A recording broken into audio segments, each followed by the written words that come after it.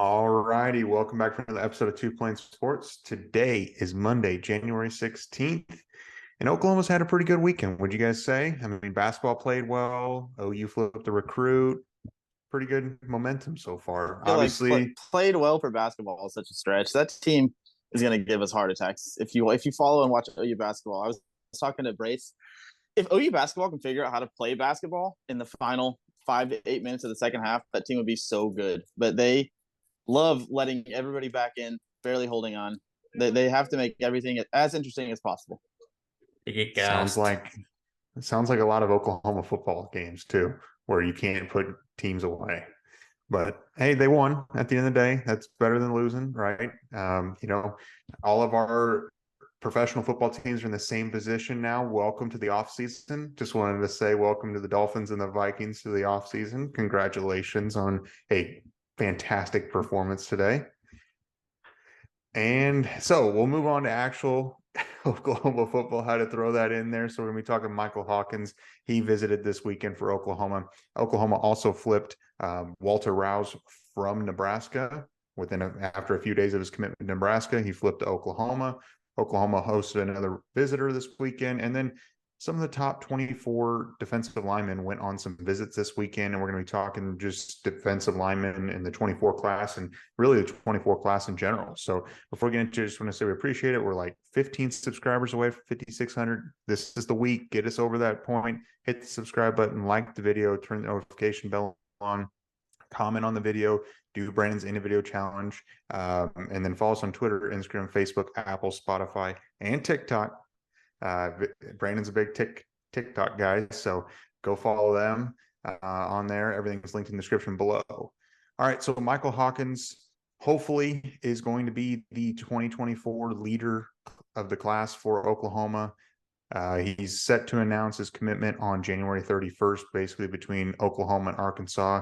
2024 four-star quarterback, the number 15, 18 quarterback in the class.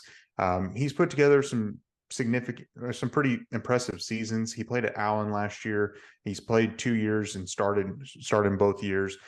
In his career, he has 4,800, a little over 4,800 yards. He's thrown for 41 touchdowns. He's also ran for 11 touchdowns and over nearly 1,100 yards. So the guy is a dual threat guy. He kind of reminds me, as far as his ranking goes, he kind of reminds me of what Jackson Arnold was before he started winning all the awards and everything else. He was kind of in that 10 to 15 range as far as the top quarterbacks. And then Jackson Arnold obviously won a lot of stuff and moved up. So I'm not saying that Michael Hawkins will do the same, but he's very talented. He's an OU legacy. He's a guy that it seems like Oklahoma's placing an high importance on, and they're pushing for. Brandon, what do you think about Michael Hawkins and his potential commitment to Oklahoma or Arkansas? Okay, so first of all, obviously, I want Michael Hawkins to become a Sooner because, as you mentioned, the kid can play. Look at his numbers; he can play. He's a great dual threat guy. He can make every throw on the field, and he's also elusive enough to make plays with his feet, kind of like Jackson Arnold does. I agree with you. The thing that I don't know how much sense it makes for him, and I know we've had this conversation off recording with each other, but obviously he's class of 24. If things go to plan this season, Dylan Gabriel's obviously the starter. Jackson Arnold redshirts. Jackson Arnold starts 2023. So Jackson Arnold will have 4 years of eligibility left. This kid's gonna have to be patient because he's not going to play over Arnold. And I understand they're a year apart, so at some point he will overtake that. But if Jackson Arnold plays 3 seasons, he's gonna have to ride the pine for 2. It's just that's asking a lot. It's asking a young kid who has a lot of talent to be patient for a very long time. Where at Arkansas, I feel like he has a better opportunity to see the field sooner. Honestly, if it comes down to it, I know he's a legacy at OU. I'd like to see him come there, but like for his standpoint, I don't know how much. I feel like it doesn't make a whole lot of sense for him to come to Oklahoma, honestly. I agree, but he also has a lot of developing to do. I know you mentioned he kind of reminds you ranking wise of where Jackson Arnold was when he committed, but play wise, he kind of reminds me of Nick Evers. They were good on their feet in high school, kind of inaccurate when it comes to throwing the ball. And Mike Hawkins is transferring to Frisco Emerson. So he'll be with a completely new team, new coach, new guys around him. So he's going to have to do I don't know if he'll take the similar jump that Jackson Arnold did, is what I'm trying to get to.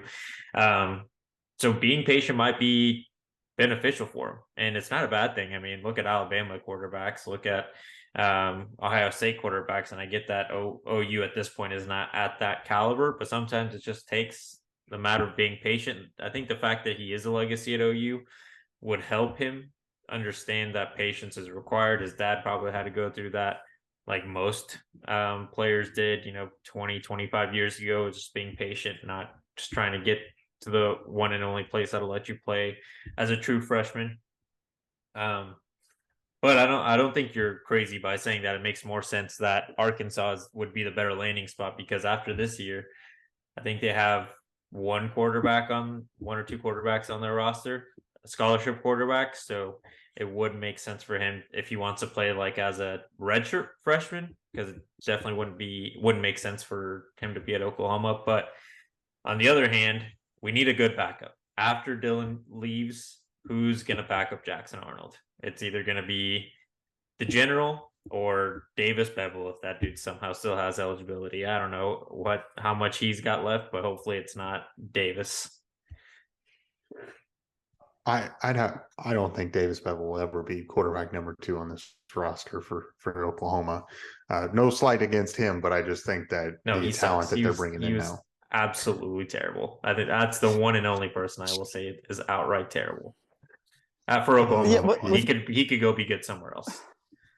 We all want Michael Hawkins, but you bringing up Nick Evers is something I meant to do. I forgot to do it because with Nick Evers, it's a little different, obviously, because he was class of 22. Jackson Arnold was class of 23. So realistically, Nick Evers probably never sees the field at Oklahoma, and I think he also realized that too, and that maybe triggered into his decision to enter the portal. But I mean, he wasn't all that patient to see it out. It was 1 year, and I think Hawkins is. It's just asking a lot, and the kid is stamped.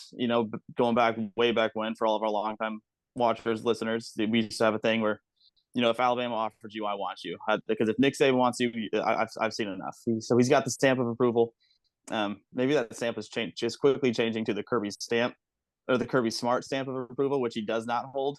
But Georgia might suck now with Stetson Bennett gone. But I just feel like, going back to it, it's asking a lot for this kid to be patient for a minimum of 2 seasons, realistically, assuming Arnold plays 3. It is a lot. I mean, but honestly, how often does a redshirt freshman start? I mean, we're all anticipating Jackson Arnold, but Jackson Arnold is also at a different level. I mean, arguably, I think definitely the first number 1 quarterback in the whole class. Not many redshirt freshman quarterbacks really start. And I do agree, though, he has a much easier path at Arkansas, but I just think the instability potentially with their coach, if he has another bad season, the seat could really start to warm up on him.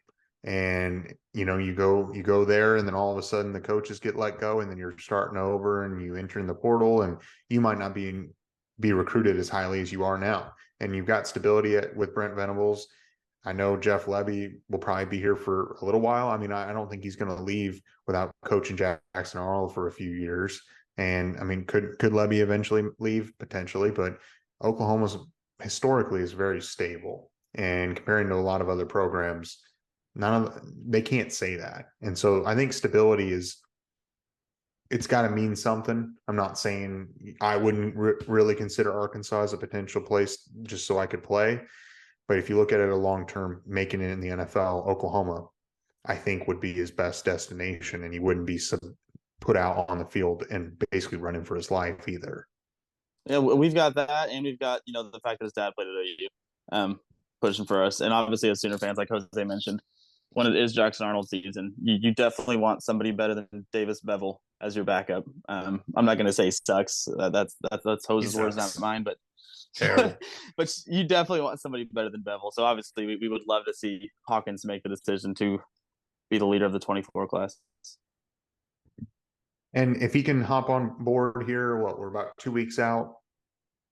I really think you're going to start to see some momentum as far as a few commitments in the 24 class once you get the leader. If Hawkins does indeed go to Oklahoma, I think you'll start to see the class build over the next few months. You've got junior days coming up at the end of the month. And then obviously you're going to be recruiting kids hard. I mean, we just saw it last year where kids want to shut things down before their senior season, and maybe we get it to be shut down before summer. I don't know. I mean, a lot of schools are picking up some good commitments. I mean, Georgia, what do they have, like 7, 8 commits already? And they are rolling. I mean, obviously when you're back-to-back champs, that helps as well. But I really think if you got Hawkins, I really think this class will start to build.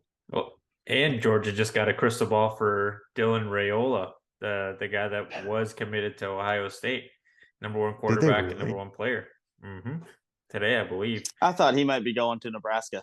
It was just one crystal ball by Georgia Insider, so we'll see, how much it holds up. But yeah, it seemed like Nebraska was the leader. I think Rule visited him during the week, but Raiola was at the national championship as a Georgia visitor, so I'm sure that helped make a big impression on him. Yeah, I mean, it always helps whenever they're going to play national championships and going for their 3rd straight this year. So let's talk in the fashion that they did. That doesn't hurt either. No, not at all. Not at all. So let's move on. Oklahoma picked up a transfer portal offensive tackle. Obviously, if you watch Friday's episode, Jose and I talked about Walter Rouse, because at that time he'd committed to Nebraska, and we kind of were wondering, where does Oklahoma go? Well, Oklahoma goes and gets him from Nebraska before he signs on the dotted line and convinces him to go play in Oklahoma. And he's a guy from Stanford, 6'6", 318 pounds, biomedical engineer. He's got a ton of playing experience. He played as a true freshman. He played in the 2020 season. So, I mean, he's got 1 year of eligibility left. He comes in. I know he's going to be a one and done, and he's just looking for the final development and the bigger program to show off and showcase. And I think Coach B really has solidified this offensive line as far as the depth now, because this was the biggest concern of, if Jacob Sexton isn't healthy for whatever reason come, summer ball, what do you do if you don't have Rouse? Now you got Rouse there. I mean, you've got Guyton. You bring in Schaefer as well for the interior. You've got McKay Mettower. You've got Rain. You've got a lot of talent here, and you can't forget all the talent that's coming in with Caden Green, Heath Ozida, Logan Howland, and those guys, and Josh Bates. There's a lot of depth. You've got some good veteran experience up front, and then you've got great depth behind that can be developed redshirt and be ready to take over. And it makes a lot of sense why Oklahoma went out and picked up a guard and a tackle. Jose, what do you think about Rouse?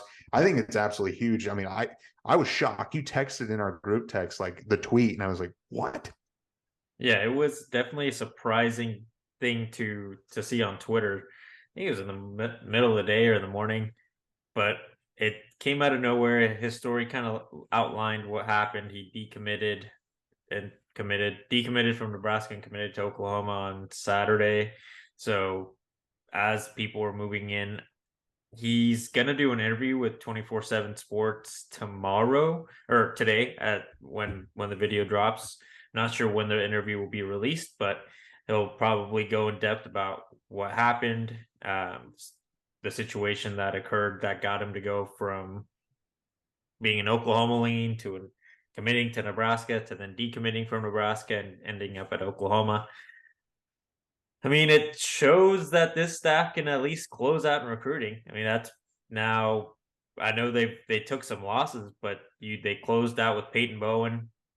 Peyton Bowen commits to Oregon verbally, doesn't sign his letter of intent. The coaches are on the phone as soon as possible with him. They didn't give up, and eventually got the W there. And then Walter Rouse, similar situation. He commits to Nebraska verbally, and then out of the blue, they're able to flip him within a couple days back to in favor of Oklahoma. So hopefully they translate that relentlessness to the field next season, so that they can pull out some dubs and crunch time. But the things are looking up for the offensive line, especially with with Jacob Sexton, his injury still potentially holding him out at least through the summer. I mean, if everything is best case scenario, he might come back middle of the summer or late summer and start practicing, but that doesn't mean he'll be ready to play. So a lot of things are starting to come together, I guess, for this team that'll be playing in 2023.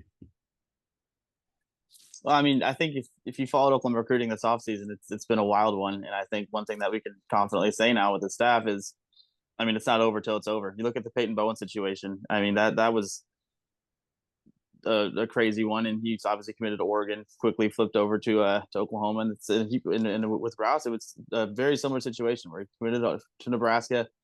2 days. He waited an extra day versus Bowen. He was committed for 2 days versus one before he switched, but. I think literally and figuratively, it's the biggest get from the transfer portal this offseason for Oklahoma. I think he's a guy that's going to immediately play at left tackle, brings a lot of good experience, and it also allows you to flip Tyler Guyton to the right side and kind of be Dylan Gabriel's blindside protector. And then, as Brun mentioned, with Matower and Schaefer and Rame, that offensive line is looking really, really good heading into 2023.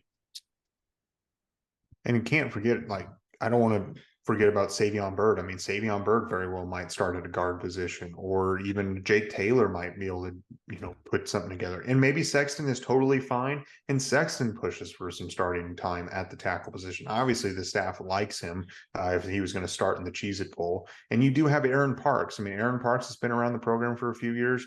So picking him up makes me feel really good. Obviously, the first few weeks, we're probably going to see some growing pains, and it takes a little bit of time to gel, but Coach B is going to figure it out. I don't know if you guys saw, but in the NFL, I think Oklahoma is tied with Georgia with the most first team and second team guys along the offensive line at 5 this year, which is pretty impressive. I mean, it must mean that Oklahoma has a pretty good offensive line coach, huh? He's pretty good at what he does, I would say. Yeah. So, Brandon, are you still good? You got to leave. Yeah. No, I'm good. All right. I got another 15. Another 15. Okay. So another guy that Oklahoma, we saw on his Instagram, he posted on a story.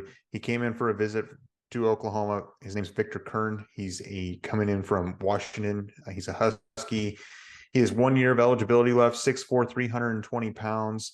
He has been in college since 2018, redshirted 2018. 2020 didn't obviously count, but he played in the other 3 years. He didn't play a whole lot last year, but he played in 21. He played in all 12 games. He's coming in. Oklahoma's continuing to recruiting him. I would assume that even with Walter Rouse, it doesn't really change anything. They're going to want a guy that comes in with 1 year of eligibility that could play for them. I say you take him if you can convince him, but the problem is now you got Walter Rouse. Is how can you convince Victor that you've got a path to play here? I mean, these guys aren't dumb. I mean, they know who just committed and who's here and who's leaving. I just wonder with Rouse, does that mean Kern is going to look elsewhere? Brandon, what do you think? You just hit it. You just hit it on the head. He's a guy that if you can convince to come, obviously do it. He's the guy who brings starting experience at a Power 5 conference. Played pretty well there. Played tackle and guard. He was like 2018 Houston area lineman of the year or player of the year, one or the other. I can't remember exactly. But you said it exactly. If he does decide to come to Oklahoma, he's going to end up being a depth player. And for a guy who has 1 year of eligibility left, I don't know. Like if you're trying to play at the next level, it obviously isn't going to look great to play or to not even play really, and to be a bench player for the team's sake. And if you're Bill Bedenbaugh, if you're Brent Venables, you're obviously going to try to get him because he's going to bring. I mean, he would be a great piece to have, a great depth piece, but I just don't know how much sense it makes for him. Well, I think it goes to trying to build the depth at the right tackle position and potentially guard, because he did play guard coming in high school and then got moved to right tackle once he got to college. He did play with a lefty quarterback last year in Michael Penix, so understands how to block for a lefty quarterback. I know he didn't start for Washington last year, but he played in a few games at practices with him, so has an understanding of what it takes to play on a lefty's blind side.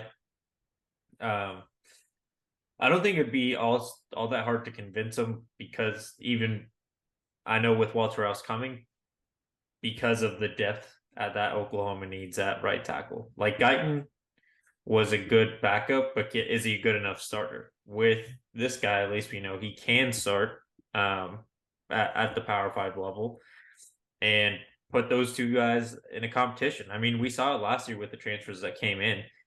We thought, at least I thought, Trey Morrison was almost a shoe in for one of the safety spots opposite of Billy Bowman, but he didn't really play. I mean, he played some games, but he didn't play a significant amount. CJ Colton didn't really get to play until about midway through the season. That happens with some transfers. It's kind of the risk that they take when they enter the transfer portal, and he's a grad transfer. So the NFL sounds crappy to say, but the NFL is, not likely a realistic dream at this point. And hopefully, coming to Oklahoma, it gets him to a place where he can compete and wins the starting spot at right tackle, and gets him more opportunities in the NFL. Because, like you said, Oklahoma is known for putting in good offensive linemen. If he has a decent season at Oklahoma, maybe he gets some looks in late rounds or even as an undrafted free agent just to get some workouts.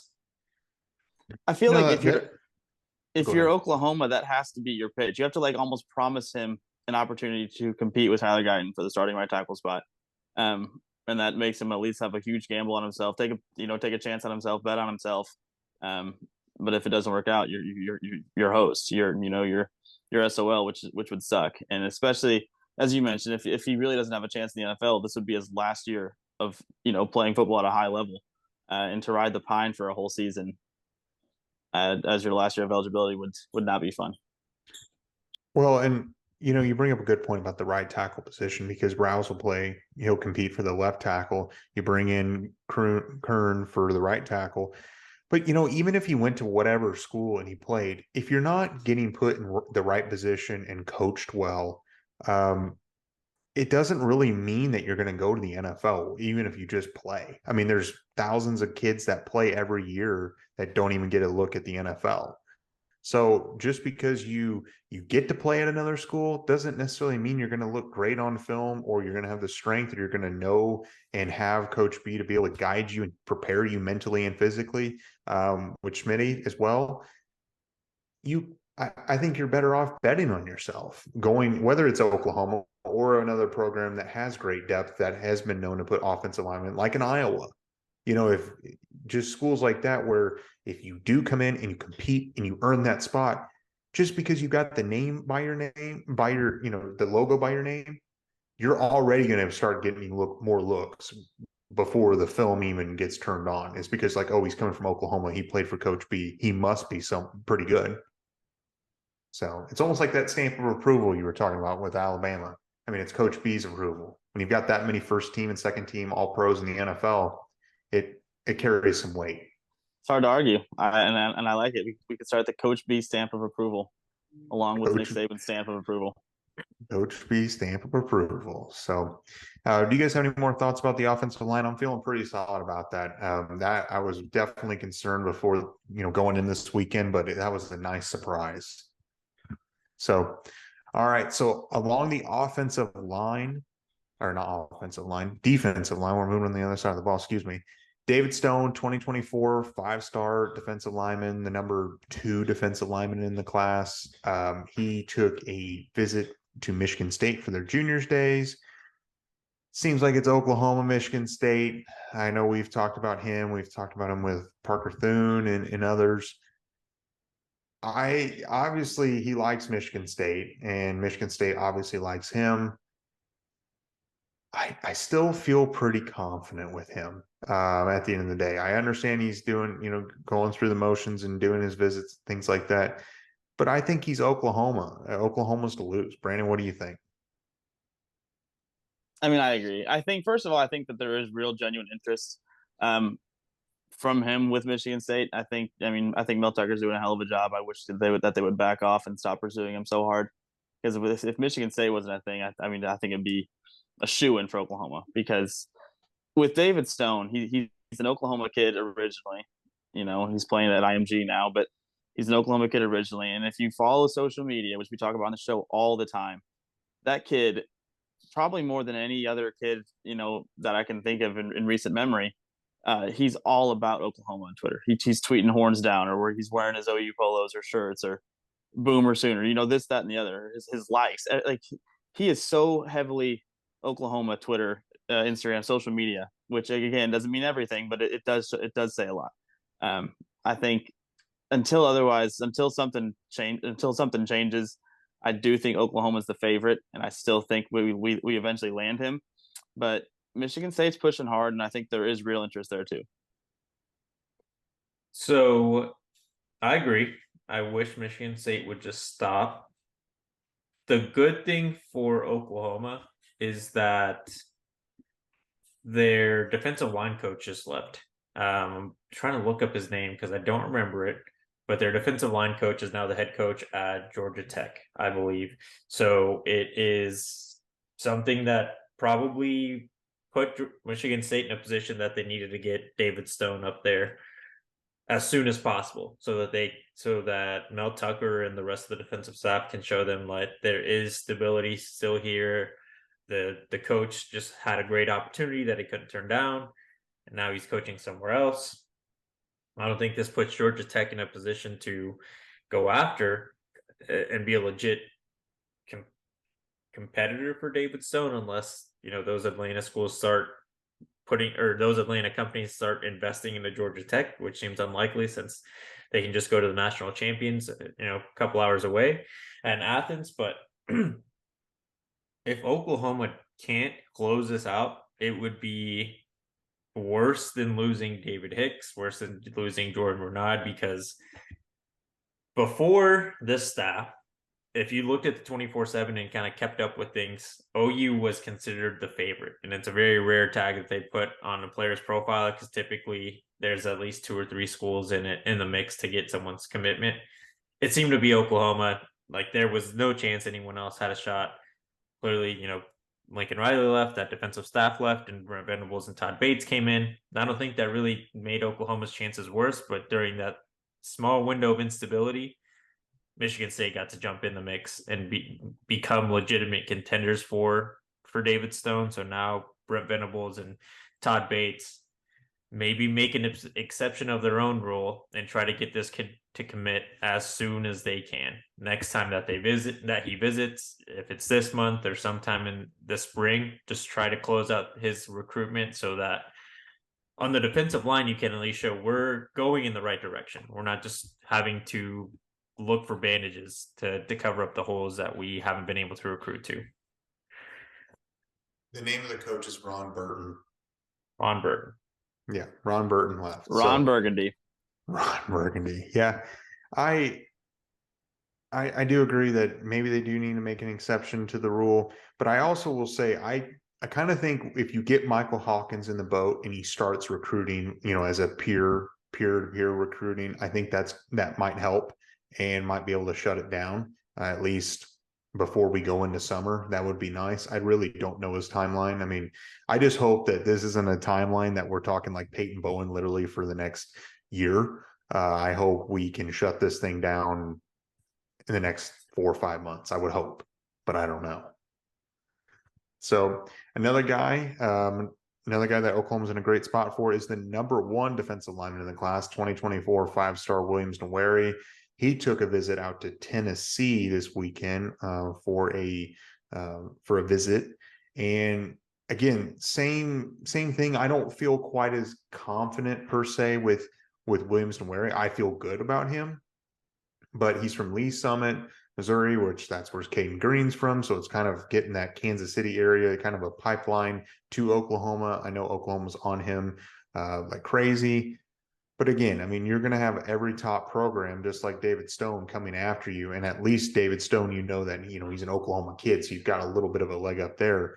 But Williams Nwaneri is kind of in the middle of the country, 4 hours away, or no, probably more like 5 or 6 hours away from Norman. A little bit of a drive, but I think Caden Green's going to be able to reel him in. Parker Thune, when he's been on, he seems to think that Oklahoma's in a pretty solid spot for him. But again, we're January. It's January 16th right now. I mean, we are 11 months away from early National Signing Day. It's a long time. And, we've been around this long enough to where we're going to be talking about a kid in January that we will never talk about again come November, because something's going to happen. And I certainly hope Williams isn't that guy. But Jose, what do you think? So definitely hope that this is something that can get wrapped up in the next few months. But reading up on his situation, I think it's going to be right up until his senior year starts. So Oklahoma needs to make sure that they can get him on campus, hopefully once in the spring and then a couple times over the summer, one of them being officially, clearly, so that again they can close out. I think it's because it's defensive linemen that there needs to be a little bit extra urgency. I think Chavis has done a good job at recruiting, but we need to get those interior boys. David Stone, Williams Nwaneri is currently just a defensive line prospect. He's not set as edge or interior specifically, so a dude that might be able to have some versatility, and he's pretty light right now. 247 profile has him at 245, so probably more of an edge guy if he does stay leaner, but something that we're going to have to stay very on top of, because as you mentioned, Parker Thune said Oklahoma should be in a pretty good spot, given that I think it was his head coach that has Oklahoma ties, people around him being a teammate of Caden Green's, Oklahoma having established that looser relationship with that school and those coaches should help OU in the long run here. Williams Nwaneri is good. I hope he comes to Oklahoma. It's going to be a long process, like I was said, to be one to follow. Duty is calling for me, boys. So that's all I have for that. As far as that is my analysis here. So the end of the video, obviously, like Brum mentioned when we started the video, first of all, his Patriots got their asses kicked before the playoffs even started, so they were eliminated before today. Jose's Vikings got their asses kicked because Kirk Cousins loves to throw a 1-yard pass on 4th and 8. The Dolphins got their asses kicked because we had Skylar Thompson. So all of our teams are done now. So who do you guys want to win the Super Bowl at this point? Our listeners I mean, there's still a lot of Sooners left in this shit. The Tigers in Cincinnati have a bunch. Mark Andrews out there in Baltimore, Trent Williams in San Francisco. There's a lot of Sooners left. Are you guys pulling for a Sooner to win the Super Bowl, or do you have a team like all three of us do? So just comment who you think will win the Super Bowl, or who you want to win the Super Bowl. And I will catch you guys next week. All right. See you, Brandon. All right, so Brandon's dropping off. Who I want to win the Super Bowl? I want the Bengals. I don't care. I just hope the Vikings suck next year. Don't we all? Don't Suck we for all Caleb. hope? Or even Drake May from North Carolina. But yeah, Williams Nwaneri, David Stone, even if Oklahoma can go 1 for 2, I mean, we have to set realistic expectations. I mean, 2 for 2 is obviously ideal, but Yeah. I'm just setting my expectations to a more realistic spot, because those guys are going to be getting recruited across the country to every top program. And then the last guy, this is a 23 guy, is Michael Nwachka. I think that's how you say it. Nwachka. I think it's Nwachka. He is from Tyler Junior College, 6'4", 290 pounds. He's a defensive lineman coming out of junior college. He's got 2 years of eligibility left. I believe he started off at MSU Northeastern here up in Oklahoma, and then he went to Tyler Junior College. He played last year at Tyler Junior College, had a total of 12 tackles, 10 assists, so a total of 22 tackles, 2.5 sacks, 4 tackles for loss. So a guy that obviously Oklahoma's identified late in the cycle. They need another defensive lineman. He's been picking up, I think I saw on his Twitter, he picked up an offer from TCU. So I know he's picking up some offers. I'm not sure what the timeline is here, but obviously Oklahoma is trying to fill the depth along that defensive line, because they are trying to make sure that, we've talked about it, even if you have guys that are all equal as far as abilities, if you just have more of them, your depth is going to be better, and you're going to have guys that are more fresh in the 3rd and 4th quarter. What do you think? I mean, I don't really know a whole lot about him other than junior college, but I just feel like if Oklahoma identified him and they really push for him, it's a big program. He's coming out of JUCO. I feel like Oklahoma can lock this down. Definitely seems like a depth situation. I tried to look up a lot more information outside of his stats, like that you just mentioned. He's transferred once, like you mentioned, starting at Northeastern State and then going to Tyler. Really just going to have to be a situation where if he at some point touches the field, if it's at Oklahoma or another Power 5 school, he's going to have to put in a ton of work and probably going to have to be, some favorable situations for him. I know it sucks to say, but sometimes you really just need an injury. If you're a guy that's stuck behind a lot of depth, sometimes you need an injury where a guy might be out for a couple of weeks and then he can step up and practice and earn some time. Some case where someone might be ineligible for a game and you get some opportunities. I mean, you got to take it where you can, and you might need that kind of situation to get to play at the highest level of college football. Yeah, I mean, at the end of the day, when Oklahoma comes knocking on a JUCO kid's door, a lot of times Oklahoma does well with JUCO kids. I mean, you can point at, I know it's with the previous staff, but you've got Perrion Winfrey, who ended up being in the NFL, and he played a significant role. Obviously, you've got Josh Ellison who left, but Isaiah Coe and others. I mean, Oklahoma has a track record of developing JUCO kids and putting them in the NFL. And if you go back even further, I mean, there's been JUCO kids all over across this football team that have gone on to play in the NFL. So obviously, at least at the end of the day, what I can say is Oklahoma has identified their weakness at every position wherever they felt like the depth was not great. They have identified solutions. It might be short term, but they are trying to fix it for the 23 season, not in 24, not in 25. They are trying to fix it now. It might not be perfect, but it takes 3 years, really. You got to give them 3 years before you really get a full couple cycles through, kids fully developed. So they're just trying to plug and play right now. Yep. You know what you just said reminded me. Do you remember the article that came out last summer towards the end from a Texas beat reporter? The headline was kind of saying that OU recruiting was in shambles under Brent Venables.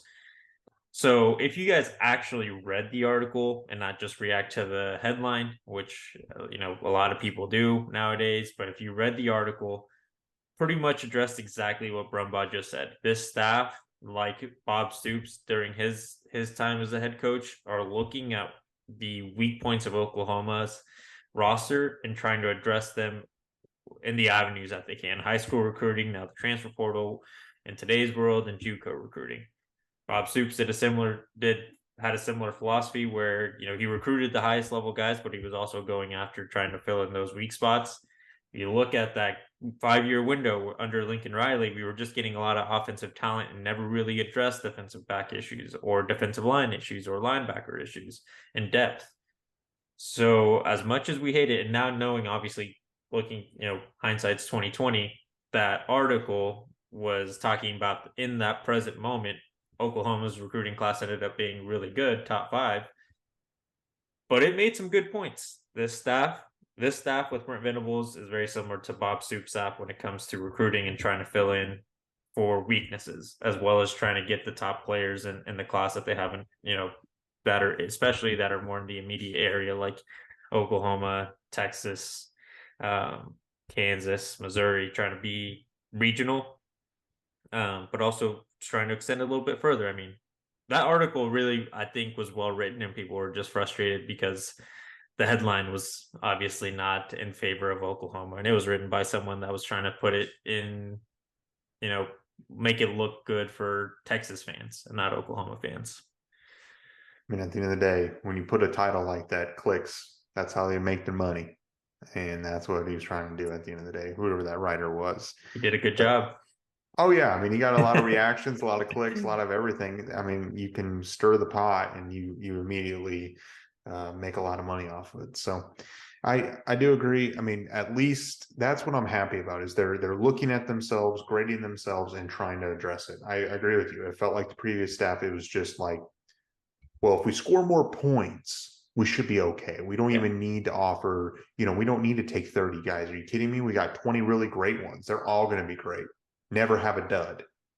I mean, at the end of the day, you can't go 100% as far as every 4 and 5 stars not going to be perfect and not going to be a high level producer like you expect. I mean, How many 3-stars and no rank guys actually get drafted in the NFL and even first round picks? A lot. It's always shocking whenever they put up those statistics in the first round, how many of those guys were actually 5-star guys coming out of high school, just showing that it's not a perfect science. I mean, you got to have quantity a lot of times. And if you have a lot of people to choose from, the best rise to the top. And I think that's what quantity also helps the competition be better, because if you're just competing against one or two other guys, then all you got to do is be better than one guy in most positions and you'll get time on the field. But if you've got to compete against 5 or 6 guys, the competition's a lot harder. Someone's going to beat you out one day, you're going to beat them out one day, and it's going to be a lot more back and forth. Yeah. So anyway, I'm curious to see. I'm sure some people have some thoughts on that, but do you have any final thoughts before we wrap this thing up? Nope. All right. So if you made it this far, like the video, subscribe to the channel, turn the notification bell on. Do the in-video challenge that Brandon did. Basically, it was mid-video challenge. Who are you pulling for to win the Super Bowl? I'm pulling for Cincinnati. They never won one, and obviously you got a few Sooners on there as well, so that helps as well. And honestly, just trying to see the underdogs. I wouldn't even mind Jacksonville. I mean, Jacksonville was quite a game too, so I'm kind of indifferent. But follow us on Twitter, Instagram, Facebook, Apple, Spotify, TikTok. Everything's linked in the description below, and we will catch you guys on Wednesday.